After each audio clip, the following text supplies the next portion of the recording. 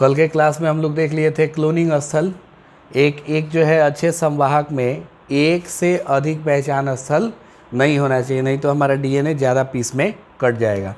आज का टॉपिक जो है हम लोगों का होगा क्या चीज़ बताएं। आज का टॉपिक हो जाएगा पौधे और जंतुओं में जीन क्लोनिंग हेतु संवाहक। ठीक है ना। लोगों को हजारों साल पहले से जो है ना ये मालूम था, ये बात मालूम थी कि पौधे में और जंतुओं में, ठीक है ना, जीनों का स्थानांतरण किया जा सकता है। ठीक है ना। लिखा है ना कि ये बात जो है कब से मालूम थी, चीरकाल से। चीरकाल मतलब काफ़ी पहले से। और किनका उपयोग करके ट्रांसफ़र किया जा सकता है, जीवाणुओं का और विषाणुओं का। जीवाणु और विषाणु का उपयोग करके हम लोग अपने डिज़ायरेबल डीएनए को भेज सकते हैं। किस में भेज सकते हैं बताएं। किसी भी पौधे में या फिर किसी भी जंतु में। जो यूकैरियोटिक जीव होते हैं, सुकेंद्रकी, इनको रूपांतरित करने के लिए जीनों का कैसे उपयोग किया जाए। ठीक है ना। वे जीवाणु या विषाणु जो चाहते हैं वैसा करने के लिए जीनों को क्या करते हैं, बाध्य कर देते हैं। ये जैसा चाहते हैं वैसा। जैसे ये लाइन हम लोग पढ़ेंगे, ज़्यादा समझ में नहीं आएगा। एक एग्जाम्पल लेते हैं। एग्जाम्पल ये है, देखें यहाँ पे एग्रोबैक्टीरियम ट्यूमिफेसियंस, ये एक जीवाणु है। समझ में आ रहा है ना। इसका नाम याद रखेंगे, एग्रोबैक्टीरियम ट्यूमिफेसियंस। कई बार क्वेश्चन पूछा हुआ है कि बताइए पौधे में कैंसर कराने वाला कारण जो है वो कौन है। ठीक है ना। तो हम लोग नाम बताएंगे किसका, एग्रोबैक्टीरियम ट्यूमिफेसियंस का। ये ना द्विबीजपत्री पौधों में, ठीक है ना, द्विबीजपत्री पौधों का ये रोगजनक पैथोजन है। पैथोजन तो हम लोग समझते हैं ना, पैथोजन किसको कहते हैं। पैथोजन हम लोग कहते हैं रोगजनक कारकों को। समझ में आ रहा है ना। जो रोग करवाते हैं उनको जो है हम लोग क्या कहते हैं, पैथोजन कहते हैं। समझ में आ रहा है ना।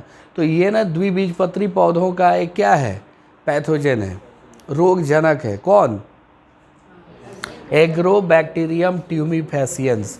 इसके पास एक डीएनए होता है जिसका नाम है टी डीएनए। कौन सा डीएनए बताएं, टी डीएनए। तो टी डीएनए क्या करता है, ये पौधों की कोशिकाओं में जाएगा और वहाँ अर्बुद करवाएगा। अर्बुद, ट्यूमर। समझ में आ रहा है ना। ट्यूमर हम लोग समझते हैं ना। ट्यूमर को चैप्टर 8 में हमने पढ़ा हुआ है। चैप्टर 8 में जो है पढ़ने को ये मिलता है कौन सा चीज़, ट्यूमर, जो कि दो प्रकार के होते हैं, सुदम और दुर्दम, बिनाइन और मैलिग्नेंट। और कहीं ना कहीं कैंसर की शुरुआत जो है इन्हीं से होती है। पहले हमारे अंदर ट्यूमर बनेगा और तब जो है कैंसर होगा। समझ में आ रहा है ना। तो कैंसर बनाने वाला ट्यूमर थोड़ा अलग टाइप का होता है। ट्यूमर दो तरह के होते हैं, अभी हमने बताया। तो एक जो है वो कैंसर नहीं कराता है और एक जो है कैंसर करवाता है। ठीक है ना। तो कैंसर की शुरुआत जो हो रही है ना वो ट्यूमर से ही हो रही है। हम लोगों को कील मुहासे होते हैं, देखते हैं काले रंग के तिल वगैरह, वो सब भी क्या है, ट्यूमर ही है। समझ में आ रहा है ना। वो सब भी ट्यूमर ही है, लेकिन यही है कि वो कैंसर कराने वाला नहीं होता है। ठीक है। तो बताएं एग्रोबैक्टीरियम ट्यूमिफेसियंस का कौन सा डीएनए पौधों में ट्यूमर करवाता है, टी डीएनए। समझ में आ रहा है ना। अब ये अर्बुद कोशिकाएं रोगजनक के लिए जरूरी रसायनों का उत्पादन करती हैं। ये जो अर्बुद कराने वाली कोशिकाएं हैं, ट्यूमर कराने वाली कोशिकाएं हैं, किसके पास, एग्रोबैक्टीरियम ट्यूमिफेसियंस के टी डीएनए में। वो ना कैंसर कराने के लिए, अर्बुद बनाने के लिए जो भी जरूरी रसायन है वो बनाती हैं। ठीक है, आवश्यक चीज़ें बनाती हैं। तो ये एक एग्जाम्पल हो गया। केवल एग्जाम्पल समझेंगे, अभी इसको चेंज करना सीखेंगे हम लोग। यहाँ पे एग्जाम्पल जो है पौधे का दिया हुआ है, ये पौधे का एग्जाम्पल हो गया। समझ में आ रहा है ना। अब हम लोगों को थोड़ा जंतु का दिया हुआ है। जंतुओं में देखेंगे, पौधों में कैंसर कराने का कारण कौन होता है बताएं, ट्यूमिफेसियंस। कौन सा डीएनए, टी डीएनए। क्या करवाता है ये, ट्यूमर बनवाता है। अब जरा हम लोग जंतु कोशिकाओं को देखेंगे। जंतु कोशिकाओं में एक जीव है जिसको हम लोग पश्च विषाणु कहते हैं, रेट्रोवायरस, जो HIV होता है। HIV रेट्रोवायरस है ना, एग्जाम्पल याद होगा ना हम लोगों को। तो जो पश्च विषाणु होते हैं, रेट्रोवायरस होते हैं, उन्हीं का कुछ टाइप जो है ना वो जंतु कोशिकाओं में कैंसर करवाता है। क्या करवाता है बताएं, कैंसर करवाता है। जंतु कोशिकाओं में कैंसर कराने का काम कौन करता है बताएं, रेट्रोवायरस। कौन करता है, रेट्रोवायरस, पश्च विषाणु। और हम लोग पढ़े हैं रेट्रोवायरस का आनुवांशिक पदार्थ क्या होता है, डीएनए या आरएनए, आरएनए होता है, ठीक है ना। रेट्रोवायरस का आनुवांशिक पदार्थ आरएनए होता है। कल का पीडीएफ नहीं गया होगा, कल वाला पीडीएफ आज ही जाएगा, समझ में आ रहा है ना। कल नहीं भेजे होंगे हम, आज भेजेंगे। तो देखिए होता क्या है, ये दोनों को हम लोग देख लिए ना, पौधों में कैंसर और जंतुओं में कैंसर। कौन कौन करवा रहे हैं, पौधों में कौन करवा रहा है बताएं, एग्रोबैक्टीरियम ट्यूमीफेसिएंस। और जंतुओं में कौन करवा रहा है, रेट्रोवायरस करवा रहा है, ठीक है। तो देखें हम लोग जीन स्थानांतरण की कला द्वारा हम लोग क्या करते हैं ना कि एग्रोबैक्टीरियम ट्यूमीफेसिएंस का वो जो टीडीएनए था, टीआई प्लाज्मिड, ठीक है ना, टीडीएनए से थोड़ा अलग होता है ये टीआई प्लाज्मिड। टीआई प्लाज्मिड का फुल फॉर्म हम लोगों को जान लेना चाहिए, ठीक है ना। इसको ना ट्यूमर इंड्यूसिंग प्लाज्मिड कहा जाता है। क्या कहा जाता है, ट्यूमर इंड्यूसिंग प्लाज्मिड। समझ में आ रहा है ना। क्या कहेंगे, टीआई प्लाज्मिड का फुल फॉर्म क्या होगा बताएं, ट्यूमर इंड्यूसिंग प्लाज्मिड। और प्लाज्मिड तो हम लोगों को पता है ना किसको कहते हैं, प्लाज्मिड जो है हम लोग किसको कहते हैं बताएं, जो एक्स्ट्रा सर्कुलर डीएनए होता है प्रोकैरियोट्स के अंदर, ठीक है। तो होता क्या है ना कि इस टीआई प्लाज्मिड में हम लोग अपना वांछित डीएनए जोड़ लेते हैं। हम लोग जो डीएनए चाहते हैं, जैसे मान के चले पौधा अगर प्रोटीन बनवाने वाला है तो हम लोग उसके अंदर प्रोटीन बनाने वाला जीन जोड़ देते हैं, किस में, टीआई प्लाज्मिड में। अगर पौधा जो है वो शर्करा बनाने वाला है तो हम लोग शर्करा वाले जीन को जोड़ देते हैं टीआई प्लाज्मिड में। और जब ये जोड़ देंगे तो उसके बाद क्या होगा बताएं, उसके बाद अब ये जीवाणु एग्रोबैक्टीरियम को भेजा जाएगा कि जाओ बबुआ किस में, पौधों में, और क्या कराओ, ट्यूमर। तो ये तो जाएगा पौधे जो है, मतलब पौधे में जाना इसको अच्छा लगता है, पौधे में जाएगा और वहाँ पे ये अब ट्यूमर नहीं करवा पाएगा। क्यों नहीं करा पाएगा ट्यूमर बताएं, हमने इसको रूपांतरित कर दिया है। हाँ, हमने जो जीन चाहते हैं, जो जीन चाहते हैं, वांछित जीन हम लोग अपना यहाँ जोड़ देंगे। और वांछित जीन जोड़ने के बाद अब जब ये एग्रोबैक्टीरियम ट्यूमीफेसिएंस पौधे में प्रवेश करता है तो वो ट्यूमर नहीं करवाएगा, बल्कि हम लोग जो वांछित जीन जोड़े होंगे वही काम कराएगा। बिल्कुल, तो वो काम नहीं कर पाता है, निष्क्रिय कर दिया जाता है। समझ में आ रहा है ना, उसको निष्क्रिय कर दिया जाता है। लिखा भी है कि अब रूपांतरित कर दिया गया है, जो पौधों के लिए रोगजनक नहीं है। देख रहे हैं ना, पौधों के लिए रोगजनक नहीं है। तो वो 12 चैप्टर में पढ़ेंगे हम लोग। बॉलवर्म होता है, गोल कृमि, ठीक है ना, जो कपास के पौधे को खा जाता है, उसकी पत्तियों को खा जाता है। तो हम लोग जो है उस पत्ती में क्राइजीन डाल देते हैं, और क्राइजीन जो होता है ये बॉलवर्म के पेट को फोड़ देता है। समझ में आ रहा है ना, इसलिए उसकी मृत्यु हो जाती है। तो वो 12 चैप्टर में पढ़ेंगे हम लोग, शुरुआत में ही दिया हुआ है। इसका उपयोग अपनी अभिरुचि के जीन को अनेक पौधों में स्थानांतरित करने में किया जा सकता है। एग्रोबैक्टीरियम ट्यूमीफेसिएंस जीवाणु, ये हमारे डीएनए को ढो रहा है कि नहीं, किसी जीव में, पौधे में ढो रहा है कि नहीं, बिल्कुल ढो रहा है। इसी तरह से पश विषाणु को, ठीक है ना, अहानिकारक बनाकर, कैसा बना के, अहानिकारक, ये जंतुओं में ना ट्यूमर करवाता है, जंतुओं में कैंसर करवाता है। तो हम लोग क्या करते हैं ना, इसको चेंज कर देते हैं, और चेंज करके जंतु कोशिकाओं में वांछित जीन रूपांतरित करने में उपयोग कर लेते हैं। तो एक संवाहक जो है, मतलब हम लोग कह सकते हैं कि पौधे और जंतुओं में अपने डिज़ायरेबल डीएनए को भेजने के लिए हम लोग प्रयोग कर ले रहे हैं जीवाणु का और किसका, विषाणु का। ये बात जो है चीरकाल से मालूम था। अगला टॉपिक आ जाएगा, क्या चीज़ बताएं, सूक्ष्म नहीं, सक्षम परपोषी आतिथेय। आतिथेय का मतलब क्या होता है, कल भी समझाए थे शायद हम। कहीं भी जाते हैं तो हम लोग इन्फॉर्मेशन दे के जाते हैं कि बिना इन्फॉर्म किए दे के जाते हैं ना, क्यों, बिल्कुल सब चीज़ बढ़िया खाने को मिलेगा, है कि नहीं। आफ्टर ऑल हम लोग उसी के लिए जाते हैं देखिए, सक्षम परपोषी आतिथेय यानी जब हम लोग अपने वांछित डीएनए को एक परपोषी में स्थानांतरित करना चाहते हैं तो परपोषी को स्वीकार करने लायक बनना भी तो चाहिए। परपोषी जीव जिसमें, जैसे मान के चले एक जीवाणु में हम लोग अपने वांछित डीएनए को भेजना चाहते हैं, ई कोलाई के अंदर इंसुलिन बनाने वाला डीएनए हम लोग भेजना चाहते हैं, है कि नहीं। तो उसके लिए ई कोलाई को ये ज़रूरी है कि भाई वो डीएनए लेने के लिए एक्सेप्ट करे, उसको डीएनए लेने के लिए तैयार तो हो, समझ में आ रहा है ना, वो पहले से तैयार रहे। तो इसी को कहते हैं हम लोग सक्षम परपोषी आतिथेय, कम्पिटेंट होस्ट। होस्ट को कम्पिटेंट बनाया जाता है। तो कम्पिटेंट कैसे बनाते हैं, यहाँ 3 चीज़ें हम लोगों को बताई जाएंगी। होस्ट को अपने कम्पिटेंट कैसे बनाते हैं, ये कितने स्टेजेस में हम लोग पढ़ेंगे, 3 स्टेजेस में।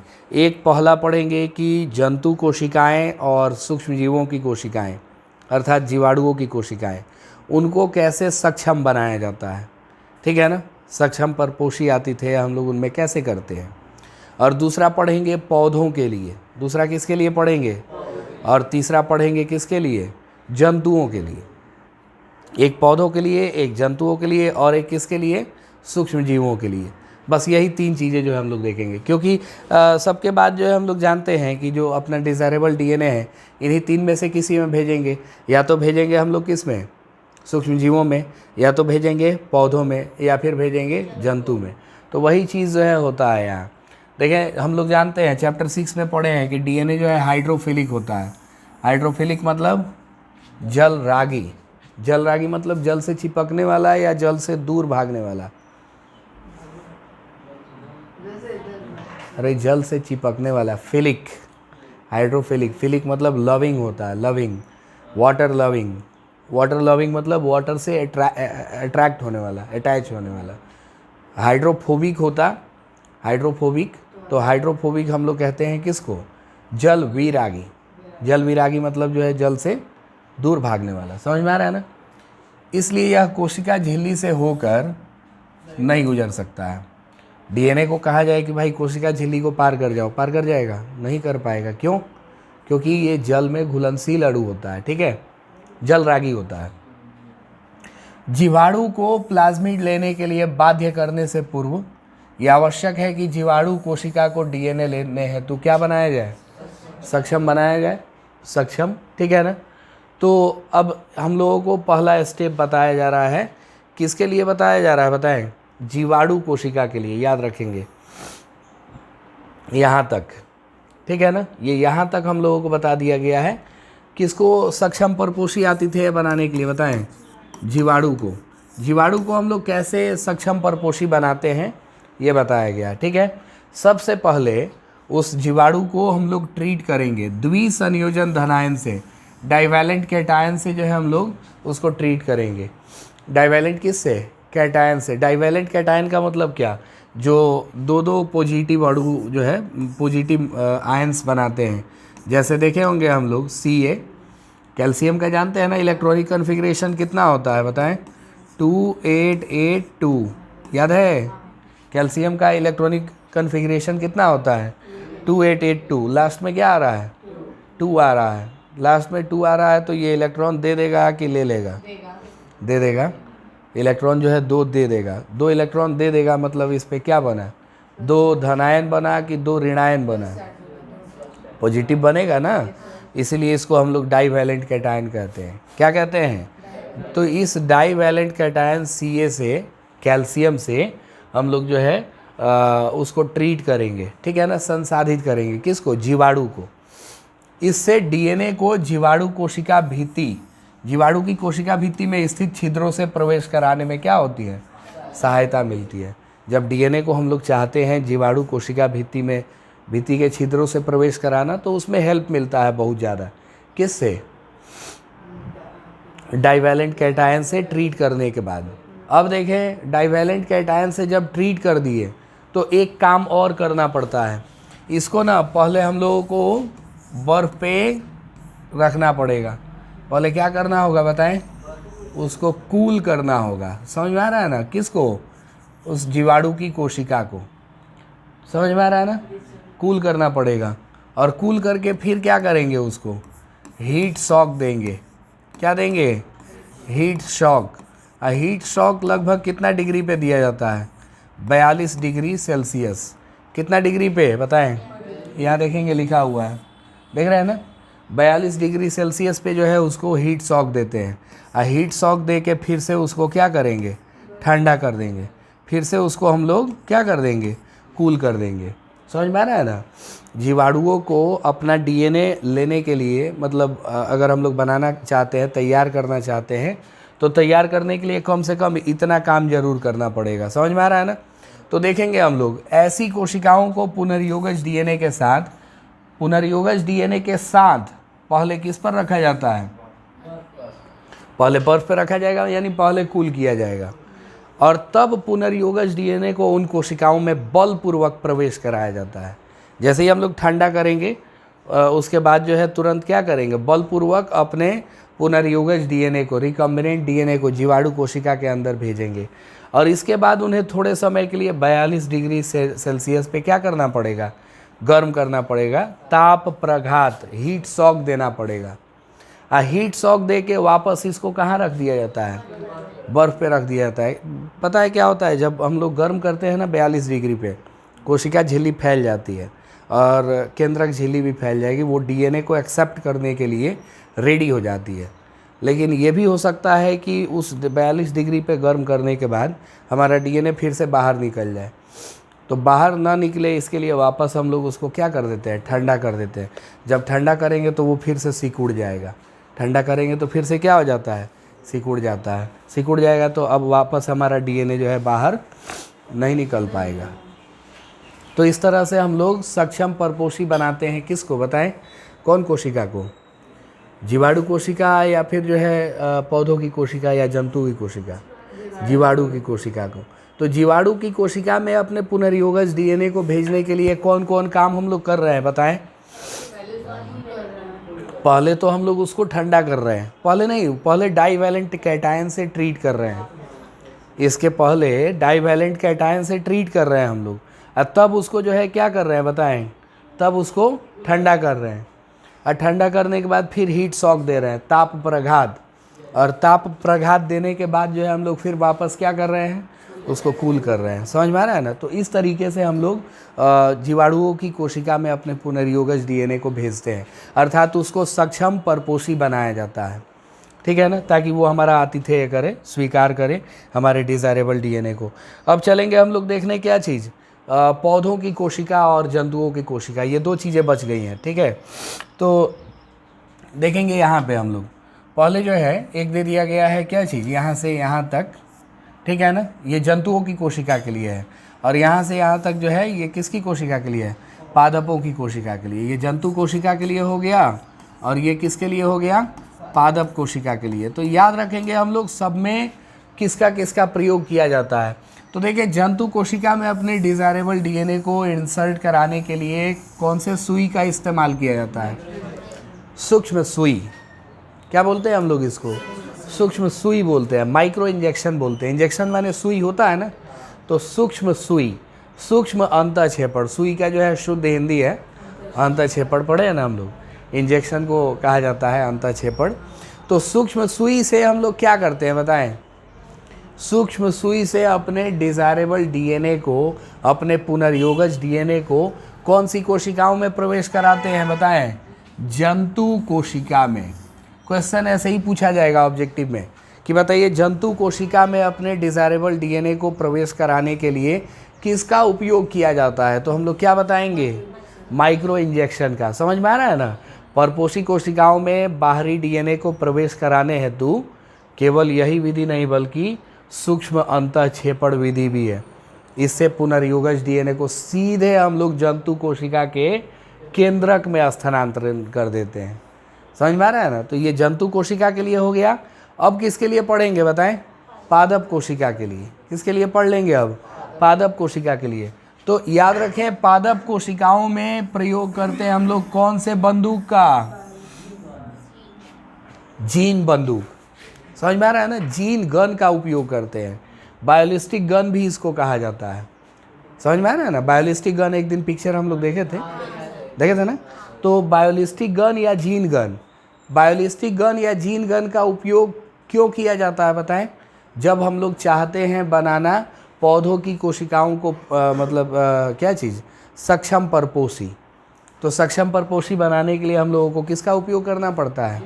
बायोलिस्टिक गन का। लेकिन उससे पहले यहाँ एक काम करना होता है, अब डीएनए को लेपित करना पड़ेगा, डीएनए से लेपित करना पड़ता है, ठीक है ना। किसको बताएं? देखिए, बायोलिस्टिक गन या जीन गन से हम लोग अपने डिजायरेबल डीएनए को डाल देंगे पौधों की कोशिकाओं में, लेकिन उससे पहले ये जो सोना हो गया, सोना समझ में आ रहा है ना, स्वर्ण या फिर क्या चीज़, टंगस्टन, ठीक है ना। जानते हैं ना हम लोग, टंगस्टन का बल्ब का फिलामेंट बना होता है, ट्रेडिशनल बल्ब जो होते थे येलो कलर वाले, ठीक है ना, जो आज कोई यूज़ नहीं करता है। तो टंगस्टन और सोना, स्वर्ण, गोल्ड या टंगस्टन से गोल्ड या टंगस्टन पे हम लोग डीएनए को लपेट देंगे, डीएनए से विलेपित करेंगे उसको, यानी अपने वांछित डीएनए को सोने पे या टंगस्टन पे लपेट के और तब उच्च वेग से बमबारी की जाती है। और इस बमबारी को करने के लिए कौन प्रयोग किया जाता है बताएं? बायोलिस्टिक गन या जीन गन। एक अंतिम विधि है जिसमें अहानिकारक रोगजनक संवाहक का उपयोग किया जाता है। इन संवाहकों को जब कोशिकाओं को संक्रमित करने दिया जाता है तब ये हमारे पुनर्योगज डीएनए को लेके चले जाते हैं परपोषी में। जैसा हम लोग एग्जाम्पल पढ़े अभी एग्रोबैक्टीरियम ट्यूमिफेसियंस का, याद है ना। एग्रोबैक्टीरियम ट्यूमिफेसियंस में उसके टीआई प्लाज्मिड को निकाल के हम लोग अपना वहाँ वांछित डीएनए जोड़ देते हैं और कहते हैं कि जाओ भाई अब इन्फेक्शन करो। तुमको पौधे पसंद है, पौधों को इन्फेक्ट करना अच्छा लगता है, तो जाओ पौधों को इन्फेक्ट करो, अब बीमारी करा ही नहीं पाओगे।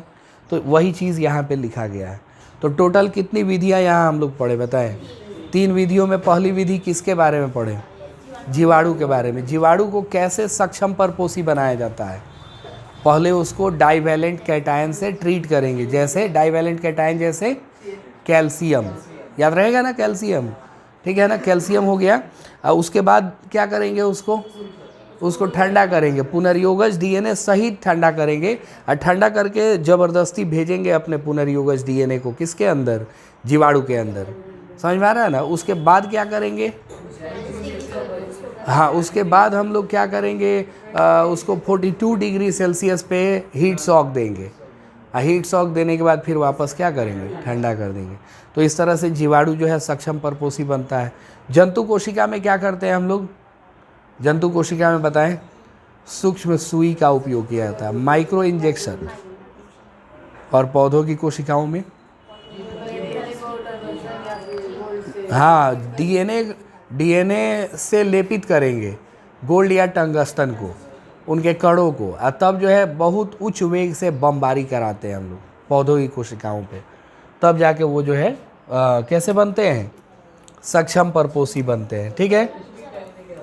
बायोलिस्टिक को ही तो हम लोग जीन गन कहते हैं, एक ही चीज़ है। तो अब अगला टॉपिक जो है क्या होगा हम लोगों का? अगला टॉपिक हो जाएगा पुनर्योगज डीएनए प्रौद्योगिकी के प्रक्रम। इनको हम लोग कल पढ़ेंगे।